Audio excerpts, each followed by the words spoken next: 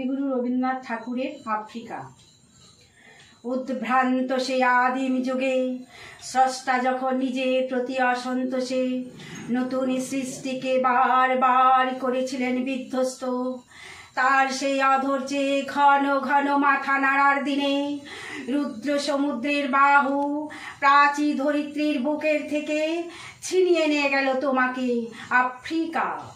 বাঁধলি তোমাকে বনস্পতির নিবিড় পাহারায় কৃপণ আলোর অন্তঃপুরে,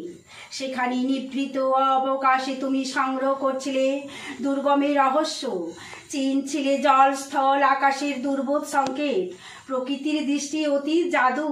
মন্ত্র জাগাচ্ছিল তোমার চেতনাতীত মনে, বিদ্রুপ করছিল ভীষণকে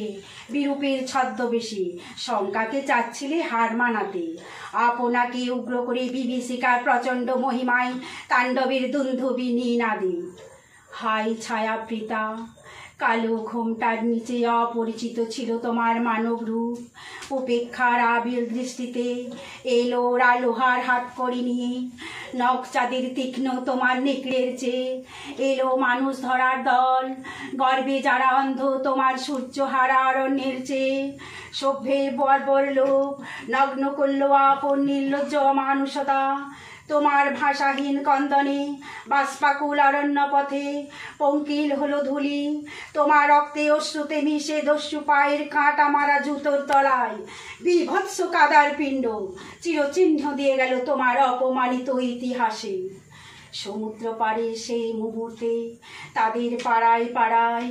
মন্দিরে বাজছিল পূজার ঘণ্টা, সকালে সন্ধ্যায়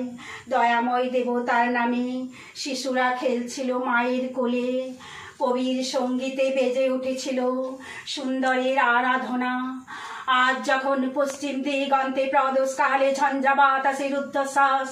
যখন গুপ্ত গহ্বর থেকে পশুরা বেরিয়ে এলো অশুভ ধ্বনিতে ঘোষণা করলো দিনের অন্তিমকাল, এসো যুগান্তের কবি আসন্ন সন্ধ্যার শেষ রশ্মিপাতে, দাঁড়াও ওই মানহারা মানবীর দ্বারে, বলো ক্ষমা করো হিংস্র প্রলাপের মধ্যে সেই হোক তোমার সভ্যতার শেষ পুণ্যবাণী।